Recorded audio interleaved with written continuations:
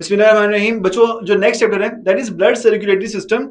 और blood circulatory system के अंदर आप लोगों ने जो चंद एक एसएलओस पढ़ने हैं। शुरू सबसे पहले हमारे पास एसएलओ है कि state the location of the heart and define the role of pericardium. काफी ये वाला चैप्टर जो है ना, अगर तो आप लोगों को पहले अभी तक ये लगता था कि ब्लड सर्कुलेटरी सिस्टम को पढ़ना या इसको याद करना है, इसको समझना थोड़ा सा मुश्किल है, बिल्कुल गलत लगता था। ये वाला चैप्टर बहुत आसान है, थोड़ा सा लेंथी है, मगर ये आसान चैप्टर है, इसमें कोई चीज मुश्किल नहीं है। तो हम लोग इसको अभी स्टार्ट करते हैं कि बच्चों, जो हार्ट की पोजीशन है, सबसे पहले बच्चों हमारे पास थोरेसिक कैविटी या चेस्ट कैविटी के अंदर हार्ट मौजूद होता है। थोरेसिक कैविटी या चेस्ट कैविटी एक ही बात है। तो it is heart is located in the thoracic cavity, specifically in the mediastinum. जो हमारी स्टर्नम के पीछे वाला ये वाला एक एरिया होता है, इसे हम लोग मेडिएस्टिनम का नाम देते हैं। एक सेंट्रल कंपार्टमेंट है जो दोनों लंग्स के दरमियान में होता है।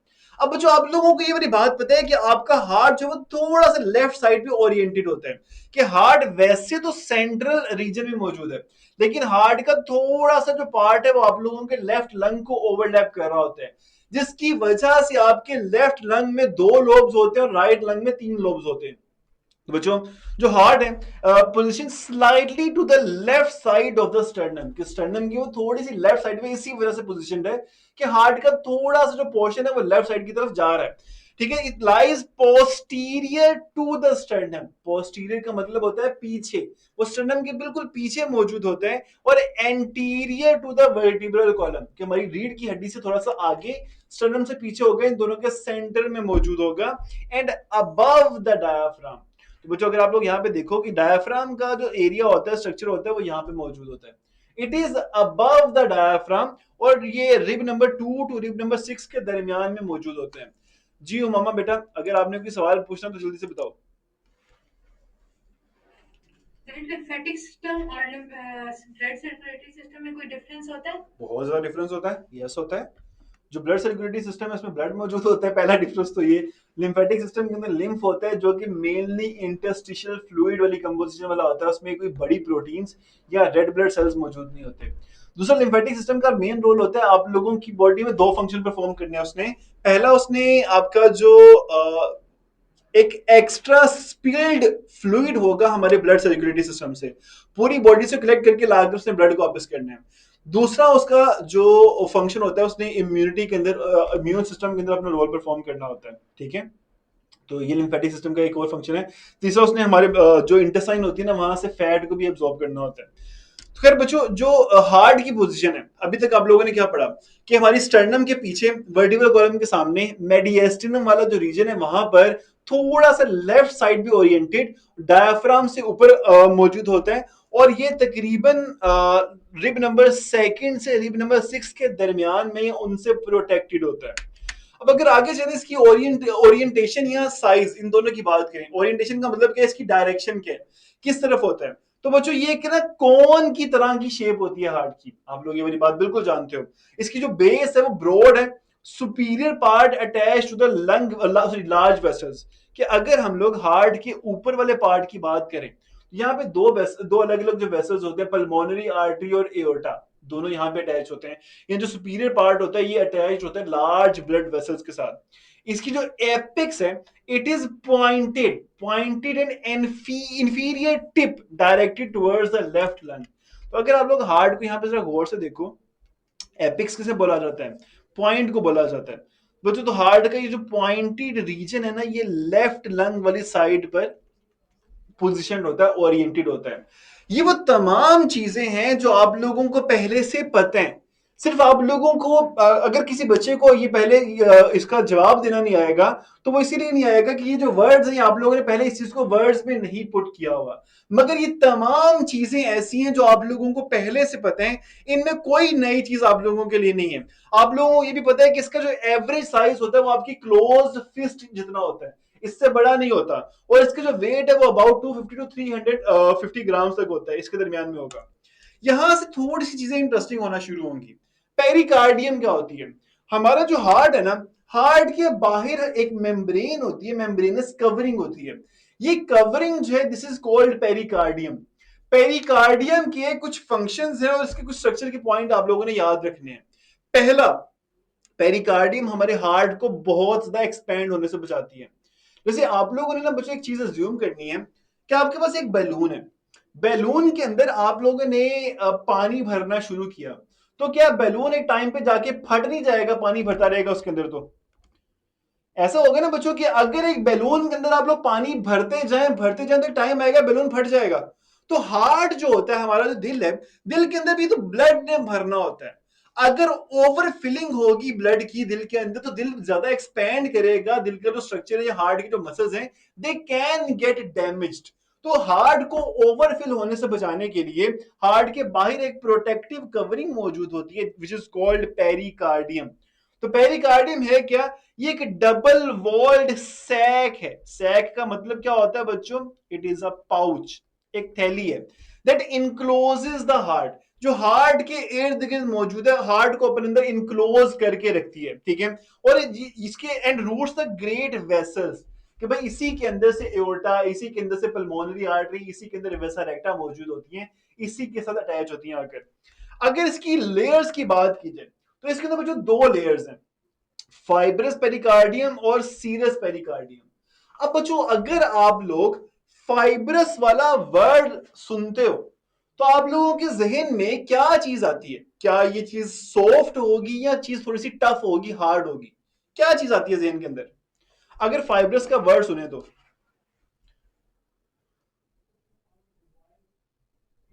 टफ एंड रिजिड, बिल्कुल। तो जो फाइब्रस पेरिकार्डियम होगी, ये आउटर टफ लेयर होगी, जो कि हार्ट को डायाफ्राम और स्टर्नम दोनों के साथ जोड़ के रखती है। मगर फाइब्रस पेरिकार्डियम के अंदर हमारे पास सीरस पेरिकार्डियम होती है, जिसकी अलग से दो लेयर होती हैं, पेरिटल लेयर और विसरल लेयर। बच्चों ये बात हमेशा याद रखिएगा कि विसरल का जो मतलब होता है ना, आपकी इंटरनल ऑर्गन्स है। तो अगर पेरिकार्डियम की कोई लेयर जो है वो पेरिटल और विसरल पेरिकार्डियम में डिवाइडेड है, तो इसमें से जो विसरल पेरिकार्डियम होगी ना, it will be next to the heart, ये हार्ट के साथ अटैच होगी। दरमियान में एक गैप होगा और गैप के बाद आती है पेरिकार्डियम, तो पेरिटल पेरिकार्डियम। तो पेरिटल लेयर जो होगी, इट लाइंस फाइब्रस पेरिकार्डियम, यानी कि ये पेरिटल लेयर जो है ये फाइब्रस पेरिकार्डियम के साथ मौजूद है। जो विसरल पेरिकार्डियम है वो हार्ट के साथ मौजूद है। तो विसरल पेरिकार्डियम जो it is directly on heart muscles. वालेकुम अस्सलाम फातिमा। तो ये वाली बात समझ आई बच्चों कि फाइब्रस पेरिकार्डियम सबसे बाहर है, फाइब्रस पेरिकार्डियम के बाद पेरिटल लेयर है, फिर दरमियान में एक छोटी सी कैविटी है, गैप है, और उस गैप के बाद विसरल लेयर है। इज दैट क्लियर बच्चों? कि आउटर मोस्ट रीजन हमारे पास यहां पे होगी फाइब्रस पेरिकार्डियम, ये आउटर मोस्ट है, फिर पेरिटल पेरिकार्डियम है, फिर विसरल पेरिकार्डियम है, और पेरिटल और विसरल के दरमियान में एक गैप या एक कैविटी मौजूद होती है, एक खाली जगह मौजूद होती है। ठीक है बच्चों? ओके, चलो आगे चलते हैं। तो इसके फंक्शन क्या है? इसने हार्ट को प्रोटेक्ट करना है, एंकर करके रखना है, उसको एक अपनी जगह पे फिक्स करके रखना है। वो फाइब्रस पेरिकार्डियम का फंक्शन है, हम लोगों ने पहले डिस्कस कर लिया। मगर उसके बाद over filling of the heart with blood, इसको उसने रोकना है कि कहीं हार्ट जो है उसके अंदर ब्लड ज्यादा फिल ना हो जाए, हार्ट जो बहुत ज्यादा एक्सपेंड ना कर जाए। अगर हमारा दिल ज्यादा एक्सपेंड करेगा, तो दिल के ज्यादा एक्सपेंड करने की वजह से हार्ट के जो वॉल्स हैं, जो मसल्स हैं, दे कैन गेट डैमेज्ड। उस डैमेज से रोकने के लिए उसने ओवरफिलिंग को रोकना है। अब बच्चों एक पेरिकार्डियल, सॉरी एक पेरिकार्डियल कैविटी होती है दिल के अंदर। ये जो पेरिकार्डियल कैविटी है, विसरल और पेरिटल, इन दोनों पेरिकार्डियम के दरमियान में ये कैविटी मौजूद होती है, which is filled with pericardial fluid. Pericardial fluid का फंक्शन इंपॉर्टेंट है। आप लोगों ने सिर्फ एक काम करना है, अपने हाथों को थोड़ा सा रब करें, ठीक है? थोड़ा सा अपने हाथों के यहां पे रब करें। फ्रिक्शन होगी कि नहीं होगी? फ्रिक्शन होगी तो क्या यहां पे हीट जनरेट होगी? अगर आप लोग ये काम कोई 1.5-2 घंटे तक करते रहो, क्या आप लोगों को लगता है कि आपके हाथों की जो ऊपरी लेयर होगी, ये लेयर डैमेज होगी? फ्रिक्शन होगी, हीट प्रोड्यूस होगी, लेयर्स डैमेज हो जाएंगी। आपके पैदा होने से पहले से आपका हार्ट जो है वो काम कर रहा है। जब तक आप जिंदा रहेंगे तब तक आपका हार्ट जो है वो बीट कर रहा है, वो कॉन्ट्रैक्ट रिलैक्स कर रहा है, कॉन्ट्रैक्ट रिलैक्स कर रहा है। जब इसकी कॉन्ट्रैक्शन और रिलैक्सेशन होगी तो ये विसरल पेरिकार्डियम, पेरिटल पेरिकार्डियम, क्या ये दोनों एक दूसरे के ऊपर इस तरह से फ्रिक्शन नहीं करेंगी? इनकी भी रबिंग होगी, ये भी रब करेंगी, फ्रिक्शन करेंगी। तो इनकी इस फ्रिक्शन को रिड्यूस करने के लिए there is a need for a lubricant, एक लुब्रिकेंट होना चाहिए जो फ्रिक्शन को रिड्यूस करे। तो भाई वहां पे आता है पेरिकार्डियल फ्लूइड, जो हार्ट को लुब्रिकेट करता है, and it reduces friction during heart beat, ताकि हमारा जो ओवरऑल ये स्मूथ मूवमेंट्स है ना, ये हार्ट की जो मूवमेंट है, जो ये कार्डियक बीट होती है, हार्ट बीट होती है, ये स्मूथली हो सके। ठीक है बच्चों, क्या ये वाली चीज क्लियर है? उमामा बेटा, अगर इफ्यूजन या डिफ्यूजन की बात करते हैं तो डिफ्यूजन तो बेसिकली ऐसा होता है कि अगर एक मॉलिक्यूल अपनी जगह एक हाई कंसंट्रेशन से लो कंसंट्रेशन की तरफ चला गया, लेकिन अगर वो डिफ्यूजन हो रही है थ्रू अ स्मॉल पोर, एक छोटे से सुराख से हो रही है, उसे हम लोग इफ्यूजन बोलेंगे। तो अगर पेरिकार्डियम के अंदर कोई पिंच कर दिया जाए, कोई सुराख हो जाए, तो पेरिकार्डियल फ्लूइड लीक करेगा, बाहर निकलेगा। It will be called pericardial effusion. तो पेरिकार्डियल कैविटी के अंदर है ना, क्यों अंदर है? देखो दानियाल, ये जो पेरिकार्डियल कैविटी होगी, इस कैविटी के अंदर पेरिकार्डियल फ्लूइड का यही फंक्शन होगा कि उसने आउटर लेयर और इनर लेयर के दरमियान में फ्रिक्शन को रिड्यूस करना है। यही फंक्शन होगा ना, उसने ओवरऑल करेगा तो फ्रिक्शन को रिड्यूस, कि जब हमारा हार्ट एक्सपैंड करेगा उसके साथ विसरल पेरिकार्डियम भी एक्सपैंड करेगी, कॉन्ट्रैक्ट करेगा, विसरल पेरिकार्डियम भी कॉन्ट्रैक्ट करेगी। तो सपोज कर लो कि ये पेरिटल पेरिकार्डियम है, ये विसरल पेरिकार्डियम है। हार्ट जब एक्सपैंड करेगा तो ये रब करेंगी, हार्ट कॉन्ट्रैक्ट करेगा तो रब करेंगी। तो इनके रब करने से हीट या फ्रिक्शन जो है वो होगी। उस फ्रिक्शन को रिड्यूस करना जरूरी होता है, वरना ये जो हार्ट बीट है वो अपने ही आपको, हार्ट अपने ही आपको डैमेज करना शुरू हो जाएगा। उसके लिए पेरिकार्डियल फ्लूइड मौजूद होता है यहाँ पर। ठीक है, अब बच्चों आगे चलते हैं कि structure of the walls of the heart, thickness of chambers. तो हमारे जो दिल होता है, दिल की दीवारों के स्ट्रक्चर की अगर हम बात करें, तो दिल के अंदर बच्चों तीन अलग अलग लेयर्स हैं, वी नो दैट। ठीक है, वो जो तीन अलग लेयर्स हैं, एपिकार्डियम है, जो आउटर मोस्ट लेयर होती है हमारे पास, ये एपिकार्डियम है। It is the outermost layer which is next to visceral pericardium. हमारे पास जो आउटर मोस्ट लेयर होगी विसरल पेरिकार्डियम के साथ अटैच होगी, उसे हम लोग नाम देंगे एपिकार्डियम का।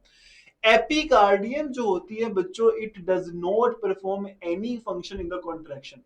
एपिकार्डियम के पीछे एक काफी ज्यादा थिक लेयर आप लोगों को नजर आ रही है, जो इतनी ज्यादा थिक लेयर आप लोगों को नजर आ रही है यहां पर, दिस इज मायोकार्डियम। मायो का जो वर्ड है, it relates with muscles. Cardium का मतलब है हार्ट। तो हार्ट के या कार्डियक मसल्स की जो लेयर होती है, जो मसल्स हमारे दिल में मौजूद होते हैं, they are present in myocardium, वो मायोकार्डियम को बना रहे हैं। और मायोकार्डियम के अंदर एक और बारीक सी फाइब्रस सी लेयर होती है विच इज कॉल्ड एंडोकार्डियम। तो ये तीन अलग अलग लेयर्स हैं। Epicardium which is the outermost layer, also called the visceral pericardium, जो विसरल पेरिकार्डियम ही कहला रही है। Myocardium which is thick muscular middle layer, जो कि हमारे कार्डियक मसल फाइबर से बनी हुई होती है। और बच्चों एंडोकार्डियम होती है, जो स्मूथ इनर लेयर होती है, जहां में हमारे पास चेंबर्स और वैल्व मौजूद होते हैं। ये वाले वैल्व, बाइकस्पिड और ट्राइकस्पिड वैल्व मौजूद होते हैं। We will talk about that later. यहां तक मुझे बताओ, किसी बच्चे ने कोई सवाल करना है?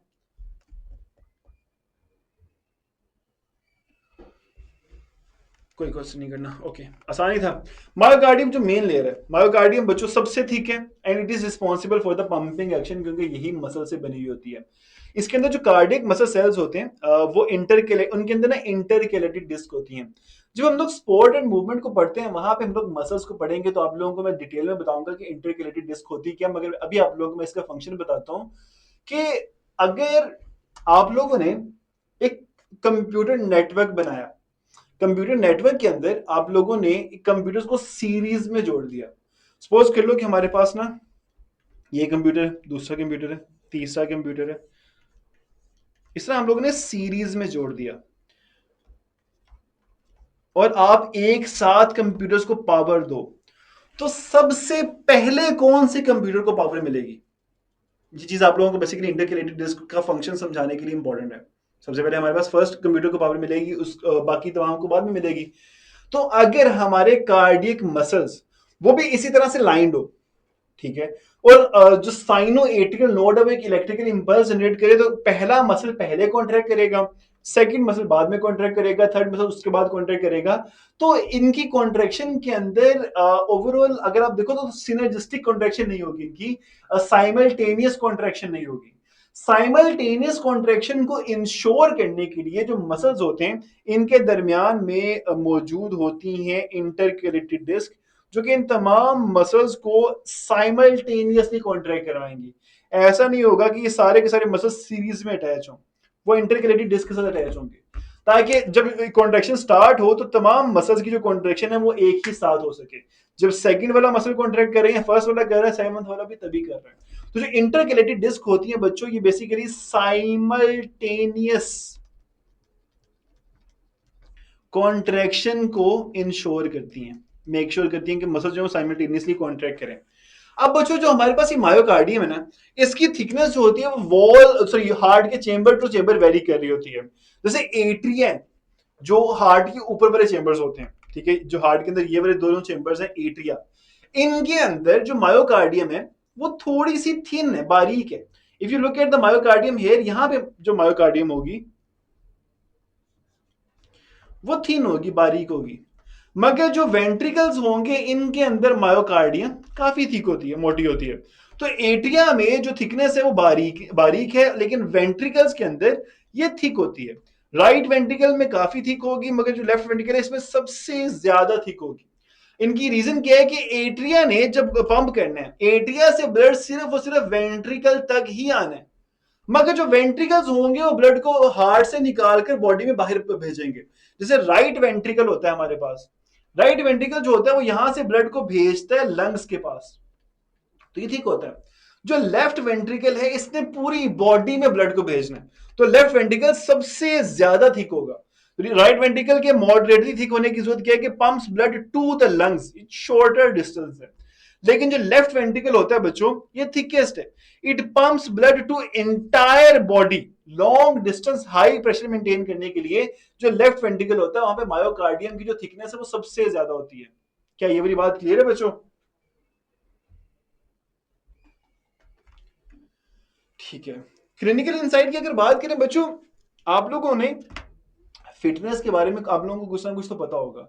हम जब कोई एक्सरसाइज करते हैं, कोई वर्कआउट करते हैं, तो हमारा मसल जो है वो थोड़ा सा ज्यादा पावरफुल हो जाता है, मसल का साइज थोड़ा सा इंक्रीज कर जाता है। ये वाली चीज आप लोगों को पता होगी। तो अगर हमारा जो हार्ट है, हार्ट भी तो बेसिकली एक मसल है ना, तो जब हार्ट के ऊपर स्ट्रेस ज्यादा होती है, हार्ट ओवर वर्क करता है, हार्ट के ऊपर ब्लड प्रेशर की वजह से वर्कलोड ज्यादा हो, तो क्या हार्ट के मसल्स भी एबनॉर्मली थिक हो सकते हैं, ग्रो कर सकते हैं? बिल्कुल कर सकते हैं। उसे हम लोग बेसिकली नाम देते हैं left ventricle ventricular hypertrophy. Hypertrophy का मतलब होता है कि मसल्स का इंक्रीज करना, साइज में इंक्रीज करना या थिक हो जाना। तो जो हम लोगों किसी इंसान को स्ट्रेस हो बहुत ज्यादा, उस इंसान का ब्लड प्रेशर काफी ज्यादा रहता हो, वर्कलोड बहुत ज्यादा उसके ऊपर, तो उसके हार्ट की जो दीवारें हैं वो ज्यादा थिक हो सकती हैं। अगर हार्ट की दीवारें ज्यादा थिक हो जाएं तो हार्ट की एफिशिएंसी डिक्रीज हो जाती है, उसकी वजह से इंसान के ऊपर ज्यादा वर्कलोड आ जाता है, हार्ट के ऊपर वर्कलोड ज्यादा हो जाएगा, क्योंकि हार्ट की दीवारें इतना प्रेशर जनरेट नहीं कर पा रही जितना रिक्वायर्ड है। वो मजीद ठीक होंगी, मजीद ज्यादा काम करेंगी, मजीद ठीक होंगी, और इट विल कंटिन्यू, जिसकी वजह से इंसान की डेथ होना शुरू डेथ हो जाती है बेसिकली। तो ये एक क्लिनिकल इंसाइट है लेफ्ट वेंट्रिकुलर हाइपरट्रॉफी के अंदर, it occurs in the high blood pressure patients due to increased workload. जो दिल की दीवारें वो मोटी होती हैं, हार्ट का जो एफिशिएंसी है वो रिड्यूस हो जाएगी, it can lead to failure if unchecked. अगर उसको चेक ना किया जाए तो कार्डियक फेलियर होता है, इंसान की डेथ हो जाती है। ठीक है, blood flow through the heart regulated by valves. अब जो हमारे हार्ट के अंदर वेल्व होते हैं, वेल्व होता है क्या बेसिकली? क्या आप लोगों ने कभी हमारे हार्ट में वेल्व देखे हैं? बच्चों जवाब दोगे तो हम पढ़ेंगे आगे, वरना हम आज यहाँ पे छुट्टी कर लेंगे। बताओ जरा, ये अल्लाह के बंदो, हार्ट के अंदर खून की नालियां जो होती है ना वो ब्लड वेसल्स होती हैं, वेल्व नहीं होते, वेसल्स होती हैं, वो फ्लैप होते हैं, बिल्कुल शानजा फ्लैप्स होते हैं। तो अगर आप यहाँ पे जरा गौर से देखो, जो राइट एट्रियम है, सॉरी राइट एट्रियम और लेफ्ट एट्रियम, इन दोनों से जब ब्लड जाएगा ना हमारे वेंट्रिकल्स के अंदर, तो यहाँ पे ना एक वेल्व लगा होगा, एक फ्लैप लगा होगा जो कि ओपन होगा, तो ब्लड यहाँ से मूव करके अंदर जाएगा। उसके अलावा जो वेंट्रिकल्स है ना, जब इनसे ब्लड निकलेगा तो यहाँ पे भी बेटा वेल्व्स आप लोगों को नजर आएंगे। तो बेसिकली ना हार्ट के अंदर जो ब्लड फ्लो होता है ना, उसको यूनी डायरेक्शनल ब्लड फ्लो को मेंटेन करने के लिए वेल्व्स होते हैं। आप जैसे नलका होता है ना, नलके से पानी सिर्फ बाहर निकलता है, नलके से पानी अंदर नहीं जाता। तो वो जो यूनी डायरेक्शनल फ्लो होता है, सिर्फ एक ही डायरेक्शन के अंदर फ्लो होगा, उस फ्लो को मेंटेन करने के लिए वेल्व्स होते हैं। अब बच्चों यहाँ पे मैं आप लोगों को एक चीज समझाता हूँ जो हो सकता है कि किसी बुक में मेंशन हो, किसी बुक में मेंशन ना हो। ये जो वेल्व्स होते हैं ना, आप लोगों ने इमेजिन कर लेना है कि हमारे पास हार्ट का ये वाला जो चेंबर है ना, ये एट्रियम है। सिर्फ अभी फिलहाल आप लोगों ने इमेजिन करना है ये वेंट्रिकल है। कर सकते हैं इतना इमेजिन? इन दोनों के दरमियान में दीवार है ये। इस दीवार के ऊपर ना बच्चों हमारे पास है एक वेल्व, यहां पे ये वेल्व है। अब बच्चों टाइप्स ऑफ डोर, बिल्कुल ये बैक फ्लो को प्रिवेंट करते हैं। अच्छा, अब बच्चों ये वाला जो वेल्व है, अगर आप इसकी डायरेक्शन को देखो, अगर किसी चीज ने मूव करके, ब्लड ने मूव करके यहां से एट्रियम से वेंट्रिकल में जाना है, तो ये जो वेल्व है इसकी अगर डायरेक्शन ऐसी है तो ये ओपन होगा, ब्लड वहां से मूव करके आगे जा सकता है। लेकिन अगर आप इसकी शेप को गौर से देखो कि अगर जो ब्लड है वो ब्लड वापस आए, वेंट्रिकल से पीछे की तरफ ब्लड आएगा, तो क्या ये बंद नहीं हो जाएगा? उसको ब्लड को पीछे की तरफ आने नहीं देगा, फौरन से बंद हो जाएगा। इसकी शेप आप लोगों को यहाँ पे समझ आ रही है ना कि शेप उस तरह से बनी हुई है, कॉनिकल शेप है, कि जब ब्लड ने एक डायरेक्शन में मूव करना है तो वो तो मूवमेंट को अलाउ कर देगा, मगर जब बैक फ्लो होना है तो बैक फ्लो को रोकने के लिए इसकी जो शेप है वो कॉनिकल शेप उसको बंद कर देगी। Can you guys see that? क्या आप लोगों को इसकी शेप के अंदर ये वाली चीज नजर आ रही है? बिल्कुल ठीक हो गया। अब बच्चों यहां पे ना एक चीज मेक श्योर करनी है कि इसकी शेप इसी तरह से रहे।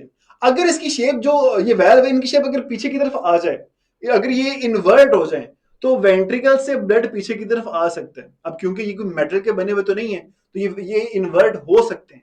इनकी इन्वर्जन को रोकने के लिए ना हमारे पास होता है ये कि इन वेल्व्स के साथ एक कार्टिलेज के कुछ फाइबर्स अटैच होते हैं। इन फाइबर्स को हम लोग नाम देते हैं कोर्डे टेंडनी। कोर्डे टेंडनी का नाम दिया जाता है इनको। और ये फाइबर्स दिल की दीवारों के साथ जिन मसल्स के जरिए अटैच होते हैं, क्या कोई बच्चा बता सकते हैं इन मसल्स का क्या नाम होगा? कैन एनीबॉडी टेल मी कि इन मसल्स का क्या नाम होगा? These muscles will be called papillary muscles. शाबाश तानियार, इनको हम लोग पेपिलरी मसल्स का नाम देते हैं। ठीक है, तो ये जो कार्टिलेज, सॉरी ये जो फ्लैप्स हैं, इन फ्लैप्स की जो अब यहाँ पे आप लोगों को ध्यान बेहतर नजर आएगा कि भाई ये एक कार्टिलेज के जरिए अटैच होंगे दिल की दीवारों के साथ। उस कार्टिलेज को हम लोग कॉर्डे टेंडनी बोलते हैं, और जिन मसल्स के जरिए दिल की दीवारों के साथ अटैच होंगे, यहाँ पे आगे से उन मसल्स को हम लोग बोलेंगे पेपिलरी मसल्स, ताकि इनकी जो ये वाली शेप है, इस शेप को मेंटेन किया जा सके।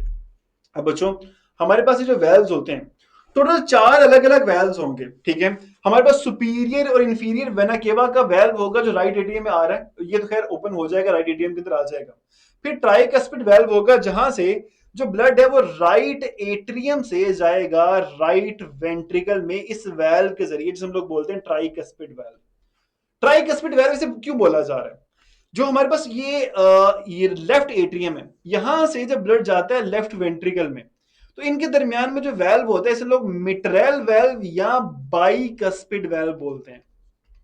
मिट्रेल वेल्व क्योंकि साइंटिस्ट का नाम है जिसने डिस्कवर किया था, बाइकस्पिड क्योंकि इसमें 2 फ्लैप्स होते हैं। तो जरा अगर आप इनकी डायग्राम को देखो ध्यान से, जो ट्राइकस्पिड वेल्व है इसके अंदर 3 फ्लैप्स हैं, देयर आर 3 फ्लैप्स। जो बाइकस्पिड या मिट्रल वेल्व है इसमें सिर्फ और सिर्फ 2 फ्लैप्स हैं। तो ट्राइकस्पिड और बाइकस्पिड के नेम के डिफरेंस जो है बेसिकली वो इन दोनों की वजह से होते हैं।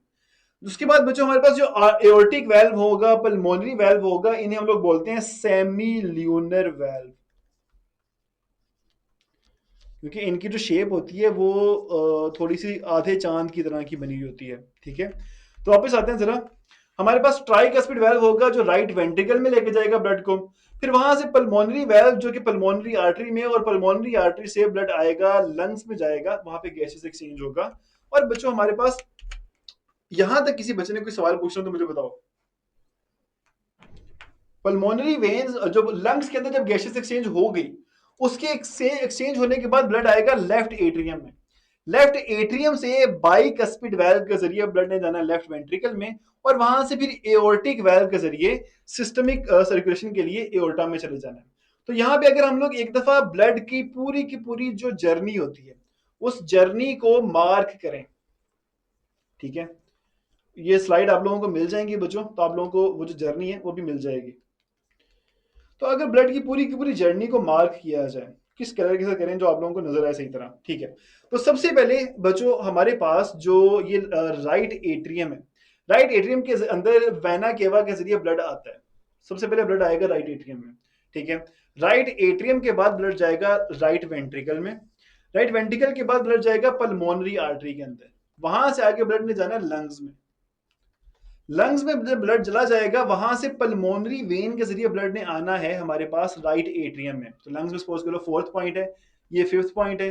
वहां से लेफ्ट वेंट्रिकल के अंदर 6th पॉइंट है, और यहां से एओर्टा के जरिए ब्लड ने पूरी की पूरी बॉडी में चले जाना है। तो ये हमारे पास एक फ्लो होता है ब्लड का जो आप लोगों ने याद रखना है, ठीक है। इस फ्लो के ऊपर ब्लड ने काम करना होता है।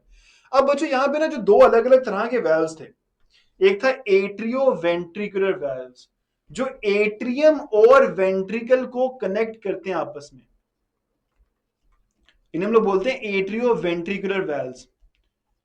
दूसरे हमारे पास होते हैं बच्चों सेमी ल्यूनर वेल्व्स। जब वेंट्रिकल से ब्लड बाहर निकलता है तो जिन वेल्व्स के जरिए ब्लड बाहर निकलेगा वो सेमी ल्यूनर वेल्व्स कहलाते हैं।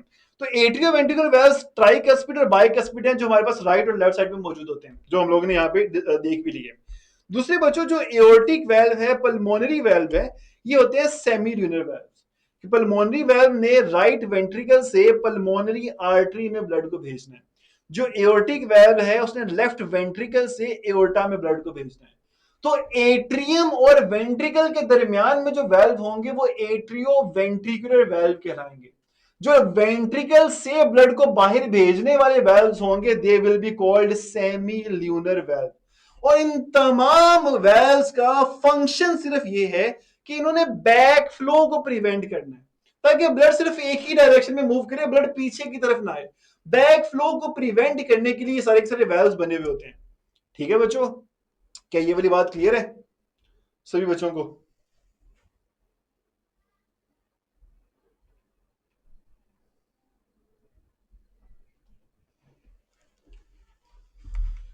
चलो जी, दैट इज गुड देन। फिर हमारे पास आते हैं phases of heart beat. Heart beat की जो फेजेस होते हैं क्या होते हैं? वो जो हार्ट बीट है उसमें कंप्लीट कॉन्ट्रैक्शन और रिलैक्सेशन। एक जब दिल हमारा कंप्लीटली कॉन्ट्रैक्ट करता है, कंप्लीटली रिलैक्स करता है, इन तमाम चीजों को हम लोग कलेक्टिवली एक हार्ट बीट, एक कार्डियक साइकिल का नाम देते हैं, एक हार्ट बीट का नाम देते हैं। इसके अंदर ना बच्चों एक मिनट के अंदर तकरीबन 72 टू 80 टाइम्स हमारी जो हार्ट बीट है वो होती है। ये आप लोगों के लिए एक एमसीक्यूज है, इसको याद कर लीजिएगा। एमसीक्यूज नॉर्मली आता होता है कि एक एडल्ट के अंदर ड्यूरिंग रेस्ट जो उसका हार्ट है वो कितनी स्पीड में काम कर रहा होता है। तो 72 टू 80 टाइम्स बीट करता है एक मिनट के अंदर। जब हम लोग काम काफी ज्यादा कर रहे होते हैं तो ये 100 तक जा सकता है, ठीक है। अब बच्चों जो कार्डिक साइकिल होती है ना, इसमें 3 मेन फेजेस होते हैं। वो जो 3 मेन फेजेस हैं उसमें हमारे पास कॉन्ट्रैक्शन के अंदर 2 फेजेस होंगे, रिलैक्सेशन के अंदर ओवरऑल 1 फेज होगा, ठीक है। जो कॉन्ट्रैक्शन होती है वो एट्रियम की कॉन्ट्रैक्शन अलग है, वेंट्रिकल की कॉन्ट्रैक्शन अलग है, और ओवरऑल हार्ट की रिलैक्स करने का जो फेज है ना वो अलग होगा। तो जो 3 अलग अलग फेजेस हैं, इसमें हमारे पास डायस्टोल का मतलब होता है बच्चों रिलैक्स करना। जब डायस्टोल का मतलब है हार्ट जो वो रिलैक्स कर रहा है। सिस्टोल का मतलब होता है बच्चों कॉन्ट्रैक्ट करना। तो इसको स्टार्ट करते हैं एट्रियल सिस्टोल से। पहला फेज, एट्रियम से ब्लड जाएगा हमारे वेंट्रिकल्स के अंदर। जब वेंट्रिकल्स भर जाएंगे फिर हमारे पास शुरू होगी वेंट्रिकुलर सिस्टोल। वेंट्रिकल्स भरने के बाद वेंट्रिकल्स कॉन्ट्रैक्ट करेंगे और ब्लड को हार्ट से बाहर निकाल देंगे, ठीक है। अब बच्चों हार्ट मुकम्मल तौर पे एम्प्टी हो गया, अब हार्ट ने करना relax, that will be diastole. तो ब्लड जब वो हार्ट के अंदर आना शुरू हो जाएगा, ठीक है बच्चों। ट्राइक स्पीड होते हैं राइक बेटा, दोनों सेमिलर वॉल्स हैं और ट्राइक स्पीड होते हैं। तो बच्चों जरा अगर हम इन तमाम फेजेस को वन बाय वन पढ़ें। सबसे पहले हमारे पास फेज है एट्रियल सिस्टोल। एट्रियल सिस्टोल जो होता है बच्चों, जब एट्रिया कॉन्ट्रैक्ट करते हैं, they push blood into relaxed ventricles. Atria के अंदर से ब्लड जो है वो वेंट्रिकल के अंदर जाएगा through atrio ventricular valves, tricuspid bicuspid valves.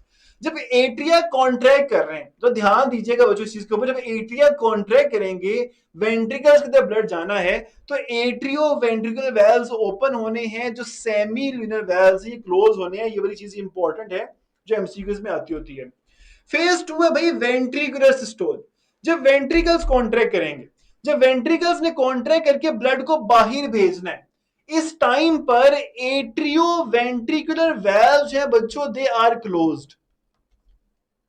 जब वेंट्रिकल्स ने कॉन्ट्रैक्ट करना है तो इनकी कॉन्ट्रैक्शन से ब्लड जब इजेक्ट होगा, निकाला जाएगा उसके अंदर से, हार्ट के अंदर से बाहर निकलेगा, तो एट्रियो वेंट्रिकुलर वेल्व्स क्लोज होंगे और सेमी ल्यूनर वेल्व्स ओपन होंगे। अब बच्चों ये चीज इंपॉर्टेंट है। ये चीज इंपॉर्टेंट क्यों है? क्योंकि जब हमारे पास वेंट्रिकल कॉन्ट्रैक्ट करते हैं, एट्रियो वेंट्रिकुलर वेल्व बंद होते हैं, तो इन वेल्व्स के क्लोज होने से, बंद होने से एक साउंड प्रोड्यूस होता है। उस साउंड को हम लोग स्टेथोस्कोप के जरिए सुन सकते हैं। दैट इज लब साउंड। जब हम कोई भी डॉक्टर स्टेथोस्कोप लगाकर आपकी हार्ट बीट को सुनता है तो वो दो साउंड सुनता है, लब और डब। ये दो साउंड्स होते हैं। जब एट्रियो वेंट्रिकुलर वेल्व्स बंद होते हैं तो इन वेल्व्स के बंद होने से लब साउंड प्रोड्यूस होता है, ठीक है, और सबसे ज्यादा प्रेशर होता है इस फेज के अंदर। फिर इससे किसके बाद क्या होगा? पहले हमारे पास एट्रिया कॉन्ट्रैक्ट कर चुके हैं, अब वेंट्रिकल कॉन्ट्रैक्ट कर चुके हैं, अब हमारे हार्ट ने रिलैक्स करना है। जब हार्ट रिलैक्स करेगा, जॉइंट डायस्टोल, ये रिलैक्सेशन फेज होगा। अब बच्चों देखो जरा, वेंट्रिकल्स रिलैक्स कर रहे हैं, जब वेंट्रिकल ने रिलैक्स करना है उनके अंदर ब्लड आएगा एट्रिया से। तो जब वेंट्रिकल रिलैक्स करेंगे ना, तो उनके रिलैक्स करने के टाइम पर ये वाले जो दोनों सेमी ल्यूनर वेल्व्स हैं, क्या ये खुले रहेंगे कि बंद हो जाएंगे? बिल्कुल फातिमा, ये लो पिच साउंड होते हैं। सेमी ल्यूनर वेल्व्स हैं, ये खुले रहेंगे, बंद हो जाएंगे। क्योंकि अगर आप देखो ना कि वेंट्रिकल जब कॉन्ट्रैक्ट कर रहे थे तब ये वेल्व्स खुल गए थे, तब वेंट्रिकल जब रिलैक्स करेंगे तो ये वाले वेल्व्स बंद होंगे। इनके बंद होने से जो आवाज पैदा होगी, दैट इज डब साउंड। थोड़ी सी हाई पिच्ड आवाज होती है, डब साउंड होती है। तो blood passively fills atria from vena cava and pulmonary veins. Atrioventricular valves reopen हो जाते हैं, मगर सेमी ल्यूनर वेल्व्स होते हैं ये क्लोज होते हैं, तो डब साउंड प्रोड्यूस होता है ताकि हार्ट को अगली उसके फेज के लिए तैयार किया जाए। अब बच्चों जरा इनके ऊपर ना, इनके टाइम पीरियड की बात करते हैं। एट्रियल सिस्टोल में लगते हैं 0.1 सेकेंड, ठीक है। वेंट्रिकुलर सिस्टोल में लगते हैं 0.3 सेकेंड। ओवरऑल डायस्टोल में लगते हैं 0.4 सेकेंड्स। कितना टाइम हो गया? 0.8 सेकेंड्स तीनों के अंदर। एट्रियल सिस्टोल में 0.1 सेकेंड, 0.3 सेकेंड वेंट्रिकुलर सिस्टोल में, और डायस्टोल में 0.4 सेकेंड्स, तो 0.8 सेकेंड। ये चारों पॉइंट्स एमसीक्यूज हैं कि पूरी हार्ट बीट में कितना टाइम लगेगा, एट्रियम की कॉन्ट्रैक्शन में कितना टाइम लगेगा, वेंट्रिकल की कॉन्ट्रैक्शन में कितना टाइम लगेगा, और जो इनके रिलैक्स करने में कितना टाइम लगेगा। अब बच्चों जो लास्ट हमारा आज का एसएलओ होगा ना, वो होगा साइनो एट्रियल नोड से लेकर पुरकिंजे फाइबर तक, जो पूरी की पूरी कॉन्ट्रैक्शन होती है। अब बच्चों जरा गौर करो इसके ऊपर। हमारे पास हार्ट की डायग्राम है। हार्ट के अंदर कॉन्ट्रैक्शन स्टार्ट होती है एट्रियम से। एट्रियम से कॉन्ट्रैक्शन स्टार्ट होगी, एट्रियम के बिल्कुल ऊपर यहाँ पे ना जो मेड्यूला ओब्लोंगेटा के साथ कनेक्टेड एक नोड होता है। ये जो नोड होता है इसे हम लोग बोलते हैं साइनो एट्रियल नोड। जब हार्ट को कोई इलेक्ट्रिकल इंपल्स मिलती है, इलेक्ट्रिसिटी मिलती है, इलेक्ट्रिकल करंट मिलता है, तो मसल्स कॉन्ट्रैक्ट करते हैं। आप लोगों ने ये चीज ऑब्जर्व की होगी कि जो जब कभी भी एक इंसान सांस लेना बंद कर देता है, उसे डिफिब्रिलेटर के जरिए शॉक लगाए जाते हैं, वो इलेक्ट्रिकल शॉक दिए जाते हैं। उन शॉक की वजह से इंसान का हार्ट दोबारा से एक्टिवेट होता है।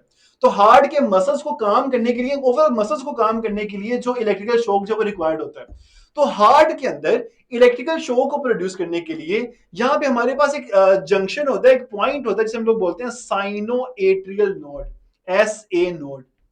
अब इसके नाम में एट्रियल या एट्रियम है।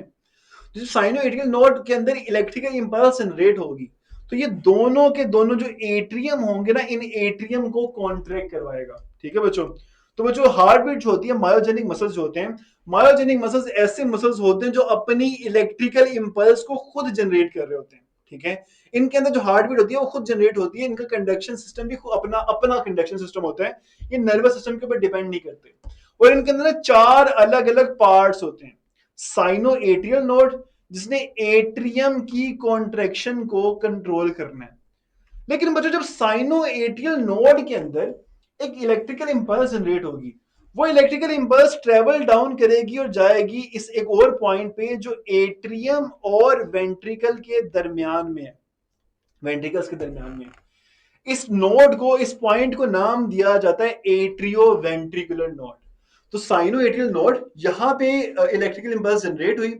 इस इलेक्ट्रिकल इंपल्स ने जनरेट होकर दोनों एट्रियम को कॉन्ट्रैक्ट करवाया। वो नर्व इंपल्स आगे गई है हमारे पास जो एट्रियो वेंट्रिकुलर नोड है वहां तक। जब नर्व इंपल्स वहां पे पहुंचेगी तो एक थोड़ा सा डिले होगा हमारे पास, तकरीबन 0.15 सेकंड का डिले होगा। वो डिले क्यों होगा? वो डिले इस वजह से होगा कि दोनों एट्रियम जो मुकम्मल तौर पे कॉन्ट्रैक्ट करके अपना ब्लड वेंट्रिकल में भेज दें। जब वेंट्रिकल में ब्लड चला जाएगा, फिर एट्रियो वेंट्रिकुलर नोड अपनी एक इलेक्ट्रिकल इंपल्स जनरेट करेगा। यहां पे एक इलेक्ट्रिकल इंपल्स जनरेट होगी। मुझे इलेक्ट्रिकल इंपल्स यहां पे जनरेट होगी ना, उस इलेक्ट्रिकल इंपल्स को पूरे के पूरे वेंट्रिकल में, दोनों वेंट्रिकल में मुकम्मल तौर पर आगे ट्रांसमिट करने के लिए हमारे पास दो स्ट्रक्चर्स होते हैं। पहला, इस एट्रियो वेंट्रिकल नोड से निकलने वाला एक छोटा सा फाइबर, एक सिंगल फाइबर।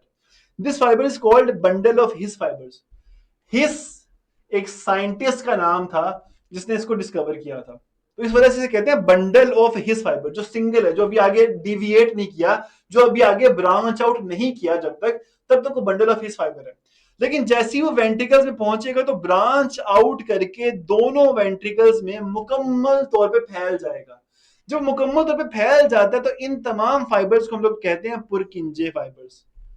तो 4 अलग अलग स्ट्रक्चर्स थे जिन्होंने पूरे के पूरे हार्ट के अंदर इलेक्ट्रिकल इंपल्सिस को फैलाना है। पहला हमारे पास है साइनो एट्रियल नोड। यहां भी इलेक्ट्रिकल इंपल्स जनरेट होती है, वो ट्रेवल डाउन करके जाती है एट्रियो वेंट्रिकुलर नोड के पास, यहां पे भी इलेक्ट्रिकल इंपल्स जनरेट होती है। फिर जो एट्रियो वेंट्रिकुलर नोड की इलेक्ट्रिकल इंपल्स है, उसे पूरे हार्ट में फैलाने के लिए, उसे पूरे हार्ट में डाइवर्ज करने के लिए दो स्ट्रक्चर्स होते हैं। बंडल ऑफ हिस फाइबर्स, जो कि एट्रियो वेंट्रिकुलर नोड से इंपल्स को लेके जाते हैं दोनों वेंट्रिकल के पास। वेंट्रिकल के इस पॉइंट पर बंडल ऑफ हिस फाइबर्स आगे से डिविएट करते हैं, ब्रांच आउट करते हैं, और ब्रांच आउट करके पूरे के पूरे हार्ट के वेंट्रिकल्स में फैल जाते हैं। उनके ब्रांच आउट करने के बाद जो हमारे पास फाइबर्स यहाँ पे प्रोड्यूस होते हैं, इन फाइबर्स को हम लोग नाम देते हैं overall Purkinje fibre. These are called Purkinje fibres, ठीक है। क्या ये वाली बात क्लियर है बच्चों? Is that clear? गुड। इसको एक दफा पढ़िएगा, इसको पढ़ेंगे तो ठीक हो जाएगा। दानियाल ने कोई सवाल पूछा था।